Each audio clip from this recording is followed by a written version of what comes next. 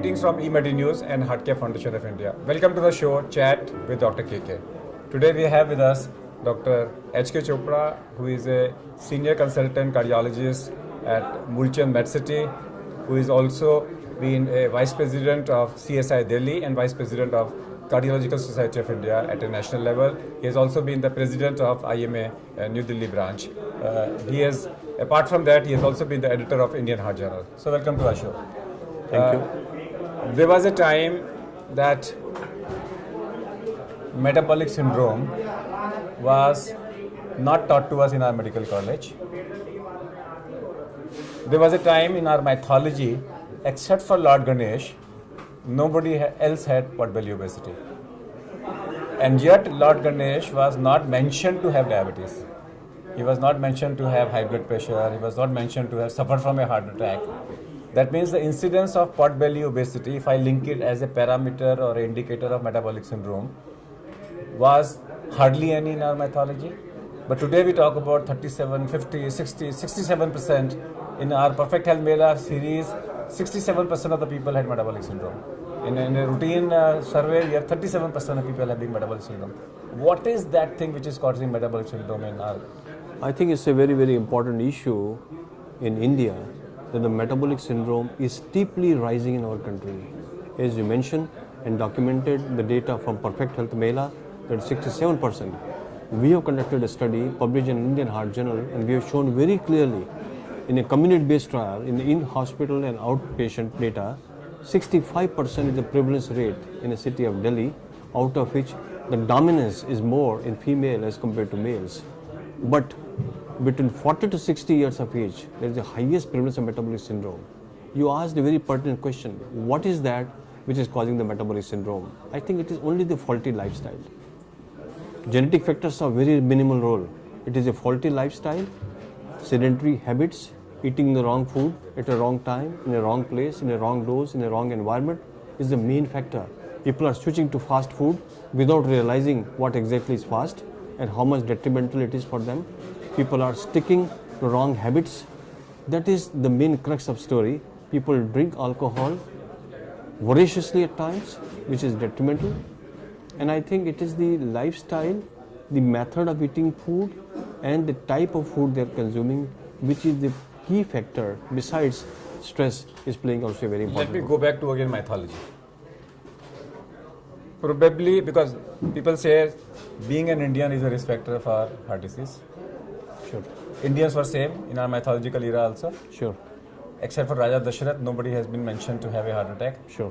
And today's rulers, you find 30% of them had either bypass surgery or sure. angioplasty done. Sure. So what was there in our mythology? Now I'll give you a hypothesis. And my hypothesis is based on an observation. And the hypothesis is that, and this is a fact, that metabolic syndrome is due to insulin resistance and insulin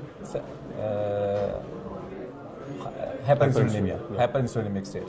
And it is linked to eating refined carbs, excess of carbs. If you go back to our mythology, there was a very clear-cut evidence that 80 days in a year, you will not eat a carb. One day in a week, you will fast, no carb. Yeah. One day extra in a month, you will not eat carb. And twice in a year, 9 days each, Navratra, you will do, and you will not eat carb. Yeah. Was that preventing metabolic syndrome? I think it's a very important question you raised, KK, that the discipline was more in our ancient wisdom. People are becoming indisciplined now. And it is the indiscipline which is generating more stress and changing the mindset for everything. And that is the main cause of metabolic syndrome. I personally believe we were less literate but more disciplined. Today we are more literate but indisciplined. So mindset needs to be changed. Mindset needs to be changed. Now let me come back. If an ordinary person, if I have to screen people for metabolic syndrome, what do I do? Screening test must include? I think the most important thing is the biochemistry is very important, especially the levels of high density lipoproteins. So HDL cholesterol, triglycerides, total cholesterol are very, very important factors. And then we must try to have some markers which are the non-invasive markers like intimal media thickness.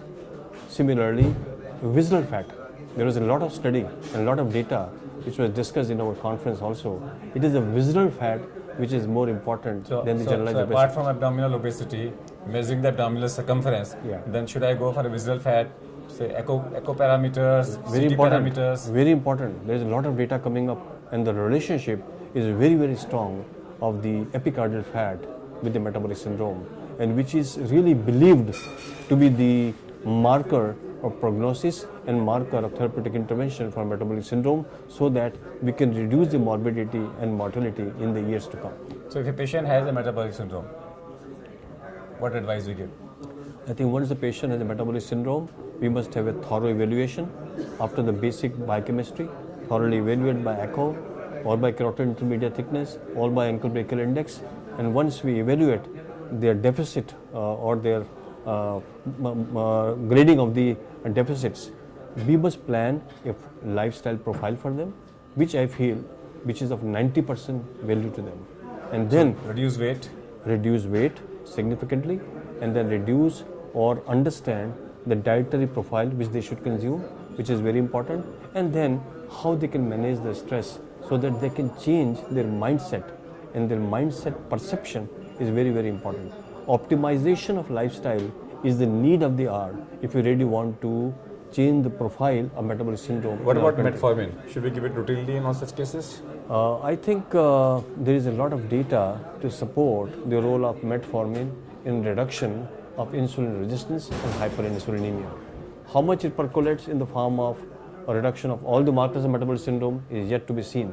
But I'm sure there are some studies which are giving the information. Metformin is the only drug which is available today to show a reduction in the insulin resistance and hyperinsulinemia. So going away from metabolic syndrome, what are your hobbies? My hobbies are I'm very fond Apart of from singing. I'm very fond of going for a walk every day. The day I miss a walk, I feel that I'm missing something in my life. I go for every day at least 40 minutes to 45 minutes walk in Lodi Garden. That's a garden I love, and I call Lodi Garden as a garden of or the University of Love, because I just see love only right from the heart. Whether it's in animals or birds or plants or human beings, they're all in a different mode, and the mode of love and compassion is there. Yesterday I was interviewing Dr. Pehlajani and Dr. Sanani, and both of them said that their passion is singing, and they sang 2 lines each. You also have a passion for singing. Let's have 2 lines on the camera. On the camera.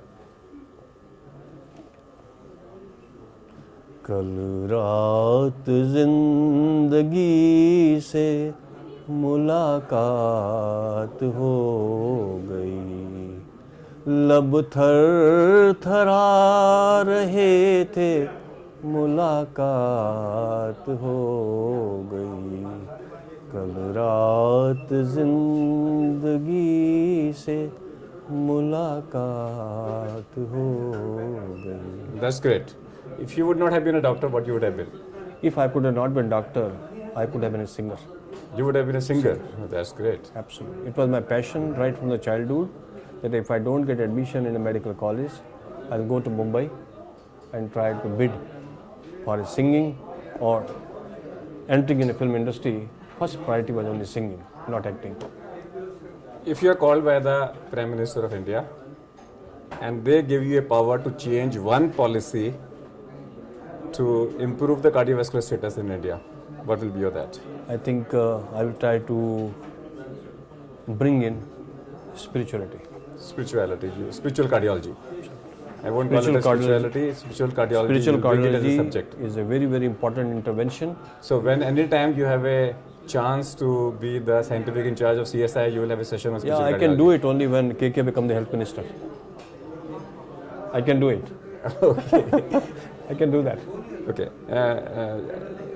Today, all of us are teaching hands-only CPR to revive a person after death instead of doing mouth-to-mouth resuscitation.